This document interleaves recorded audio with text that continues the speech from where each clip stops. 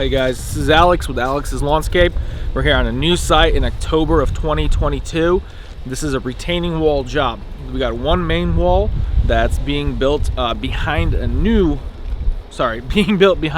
retaining wall, along with a new tiny one up top with a couple of stairs. We might add in a few plants after the end, but we'll see.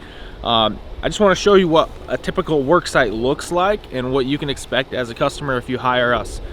Over here on the street, this is going to be the expectation for the street.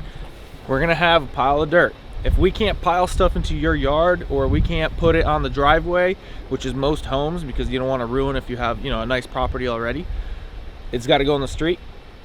You're going to have a pile right here on the street. You're going to have another pile of gravel. It can be pallets of material. Luckily, pallets, they're not dirty, so a lot of times we can put them in a driveway just like we did here. We're going to have a tool trailer out on the road.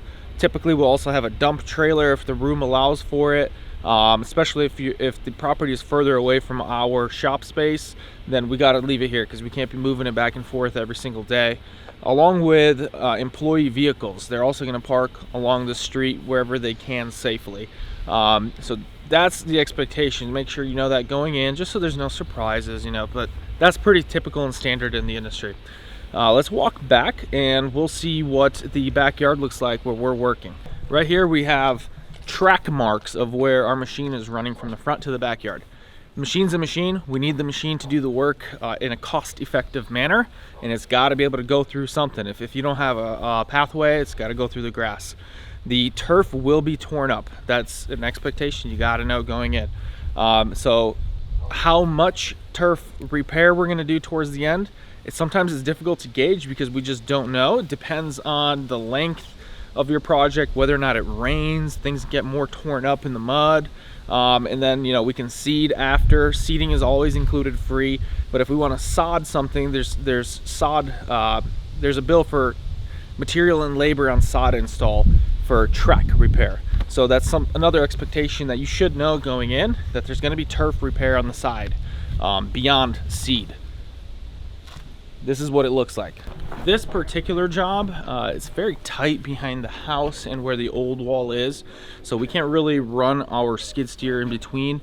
We probably could, but there's always a risk of the old wall failing and falling over and machine tumbling down the hill and things like that we don't want. So we have to stop right here, and at the moment we're wheelbarrowing all the loose material to the destination because our smaller skid steer is actually in the shop being repaired.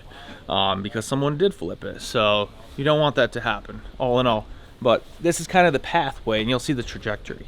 If we look down, I don't know if you can pick this up on camera, but the old wall is bowing out right here. It's an old wooden 4x4 wall that's bowing out, and we're actually leaving it in place because it is holding the soil back now, and it's just an extra strength. So why tear it out if it's already holding something, and the client just wants to build a new wall out past it.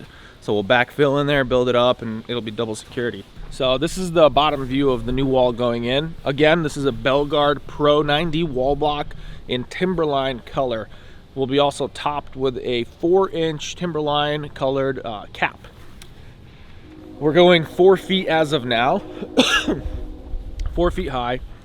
We may go beyond that if the owner waives any responsibility and wants us to do it higher. That'll be on him. But as of now, the plan is 4 feet high.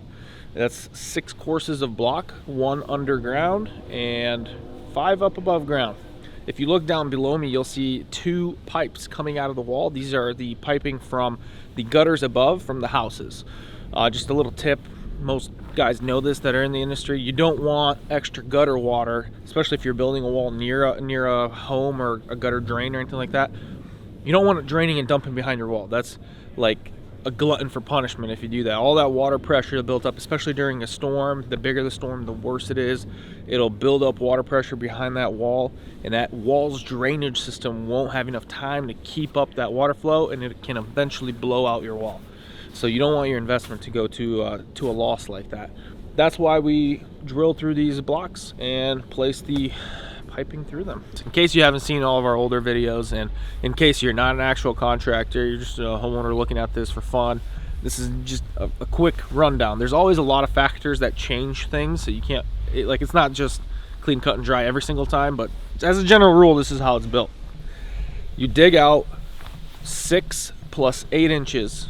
What is that? What is that, Dimitri? Can you do math? 21. It's 14 inches. That's what it is. So you dig down 14 inches into the grade. 6 inches of that is for your gravel base. Sometimes it's concrete footers, depending again on the application, but typically 6-inch base. And you put your first course of block underground. You get the first course in, you get it tapped and placed level. You use a laser, use a string line. There's different ways of doing it. Use a water bubble level. You get your first course perfectly nice and flat and level. That's 70% of the battle here in building a wall. The rest of it is cream and butter. You just lay your block on top of it, get it in nice and perfect and neat and clean, make sure there's no little grit, no little dirt in the way, keeping things on level, and you backfill along the way. Backfill with drainage, you backfill with dirt, depends on the application. You do need a drainage pipe, a perforated pipe along your first course of block. So this is going to be, you know, under grade. We do have it, you can't see it from here, but from the other side there's the pipe coming out, and you get that in. Now the drainage aggregate, the drainage stone behind the wall, code runs for 12 inches deep of drainage. Why 12 inches? Because the dirt will percolate 6 inches deep into the gravel and typically stop about there. That way the gravel is not fully clogged up with dirt and water can still travel through the stone and through the block itself. These blocks are not glued. The reason is you want extra water flow to be able to get through them so that there's no pressure buildup and blowing out of the wall. That's how these are designed. So code calls for 12 inches, right? We like to run 16 inches if I can. It always depends again on the situation. Sometimes we do more. Like our last big wall that we did closer to 22, 24 inches. We just beefed it up because we knew there's a lot of water flow in that specific area. So here we're trying to keep it 16 inches at least. There'll be more or less, but at least 16 inches, that's the goal here.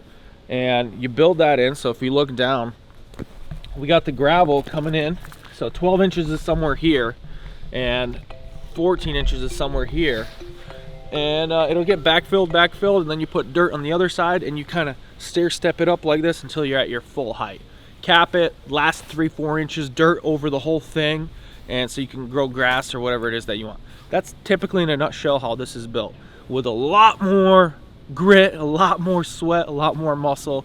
And like the process of a wall is very simple. It's just very labor intensive to build it. You know, that's why it costs as much money as it does. It's not that it's complicated, although there is a lot of things to know, you know, for the outlier walls. However, it's just very labor intensive. It's a lot of work to get things done. And if you screw it up, you know, you can ruin everything. Like for example, this wall is gonna be supporting this house, and you screw it up and, you know, your whole house can potentially sink. So there's a lot of things to think about. But yeah, essentially that's how it's built. At the end, now in the video, check out all these shots. We'll show you a bunch of cool stuff of how everything's being built.